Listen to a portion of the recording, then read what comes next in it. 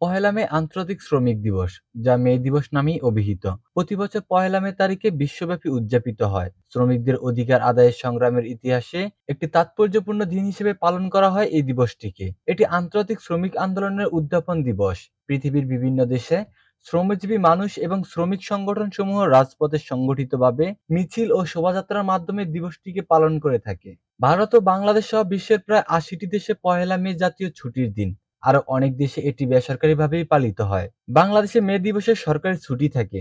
দিনটি উপলক্ষে রাষ্ট্রপতি ও প্রধানমন্ত্রী পৃথক পৃথক বাণী দিয়ে থাকেন। সরকারি বেসরকারি বিভিন্ন সংস্থা ও সংগঠন দিনটি পালন করতে শোভাযাত্রা, শ্রমিক সমাবেশ, আলোচনা সভা, সেমিনার, সাংস্কৃতিক অনুষ্ঠান সহ নানা কর্মসূচি নিয়ে থাকে। 1886 খ্রিস্টাব্দে আমেরিকার শিকাগো শহরের হেমার্কেটের ম্যাসাকার শহীদদের আত্মত্যাগকে স্মরণ করে মে দিবস পালিত হয়। সেদিন দৈনিক ৮ ঘন্টা কাজের দাবিতে শ্রমিকরা হেমার্কেটে জমায়েত হয়েছিল। তাদেরকে ঘিরে থাকা পুলিশের প্রতি এক অজ্ঞাতনামার বোমা নিক্ষেপের পর পুলিশ শ্রমিকদের উপর গুলিবর্ষণ শুরু করে। ফলে প্রায় ১০ থেকে ১২ জন শ্রমিক ও পুলিশ নিহত হয়। 1894 খ্রিস্টাব্দে মে দিবসে দাঙ্গার ঘটনা ঘটে। পরে ১৯০৪ খ্রিস্টাব্দে আমস্টারডাম শহরে অনুষ্ঠিত সমাজতন্ত্রীদের আন্তর্জাতিক সম্মেলনে এই উপলক্ষে একটি প্রস্তাব গৃহীত হয়। প্রস্তাবে দৈনিক ৮ ঘন্টা কাজের সময় নির্ধারণের দাবি আদায়ের জন্য এবং শান্তি প্রতিষ্ঠার জন্য বিশ্বজুড়ে পহেলা মে তারিখে মিছিল ও শোভাযাত্রা আয়োজন করতে সকল সমাজবাদী গণতান্ত্রিক দল এবং শ্রমিক সংঘের প্রতি আহ্বান জানানো হয়। সেই সম্মেলনে শ্রমিকদের হতাহতের সম্ভাবনা না থাকলে